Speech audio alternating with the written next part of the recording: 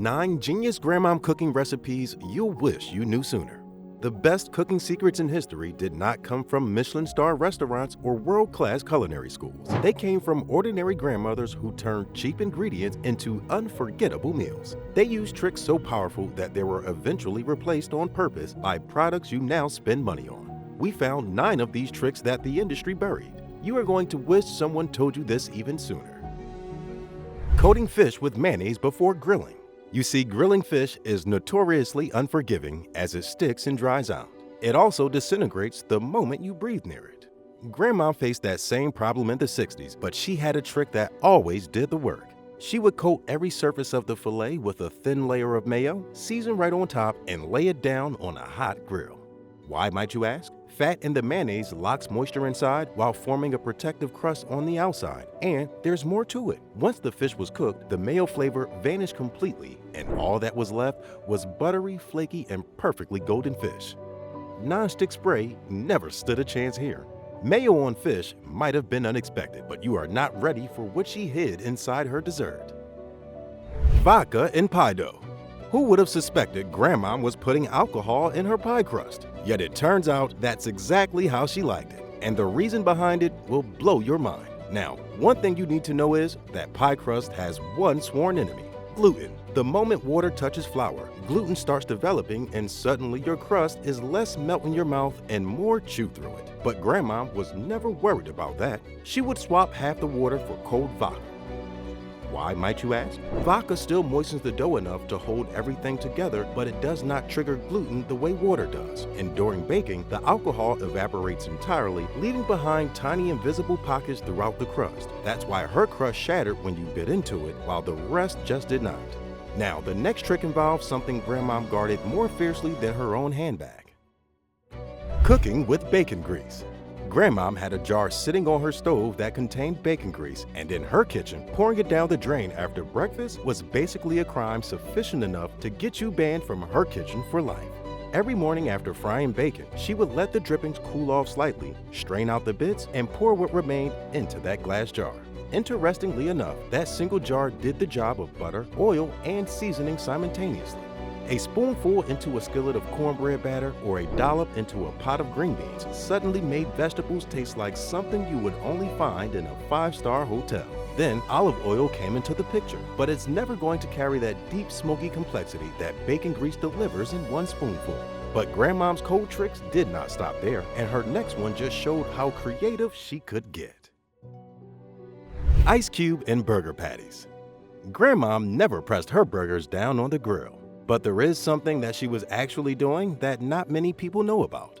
She would hide an ice cube inside each patty before it ever touched the heat. It sounds and looks ridiculous, but the results were so consistently juicy that nobody ever thought to question her methods. So, what does an ice cube have to do with all these? As the outside of the patty hit the hot grill, the ice inside melts slowly, steaming the meat from within before it ever gets the chance to dry out. The center will stay tender while the outside got that perfect sear.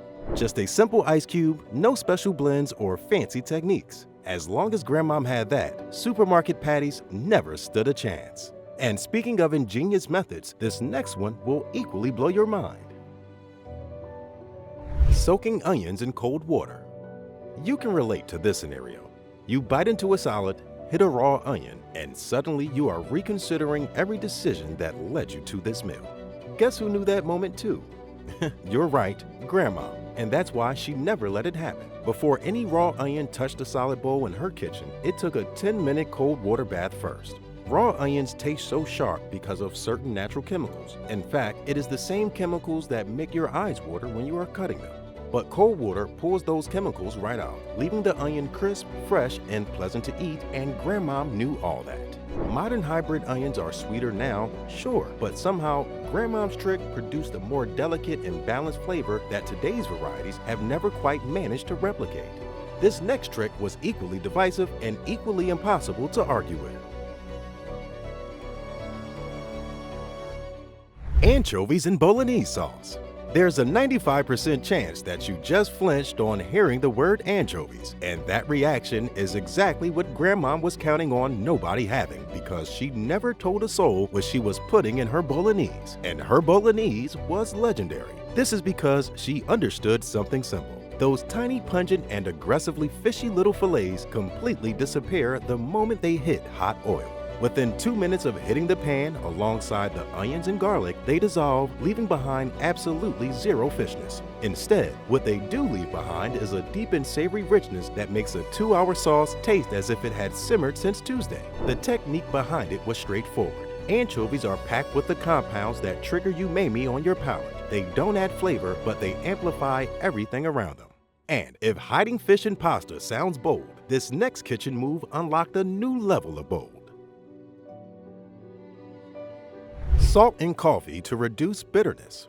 Now, this might sound weird and a bit unconventional, but there are times when Grandma would put salt in her coffee. And against all odds, the coffee came out smoother and more aromatic than anything a modern machine produces on its best day. But there is something that you need to know about this trick. The thing is, salt does not mask bitterness. It interrupts it. A tiny pinch of salt actually blocks the part of your taste buds that taste bitterness. That way, the smoother and richer flavors in the coffee come through unobstructed. It's the exact same principle behind salted caramel, where the salt filters out the bad flavors rather than adding. And Grandma knew all this in the 60s. This next trick required zero fancy ingredients and one rule nobody was allowed to break: covering lasagna with foil. There was an unspoken rule in Grandma's kitchen that no one ever dared break. You did not open that oven, you did not peek, and you absolutely did not touch the foil. For the first 40 minutes, that lasagna was completely sealed, crimped edges, tight corners, and not even a single gap. And everyone in the house just had to wait, suffering through that aroma with zero access. So what was the foil for? Mainly, it was to trap heat. The trapped heat would then convert moisture into steam, and that steam was doing something a bare oven simply could not do: cooking every single layer evenly, from the pasta sheets down to the deepest pockets of meat filling. And it did all that without sacrificing a drop of moisture. Then, and only then, the foil came off. 10 minutes of direct heat turned the cheese into something else entirely, gloriously golden and slightly crisp at the edges. But this next side dish's secret was somehow even more indulgent: cooking potatoes in heavy cream.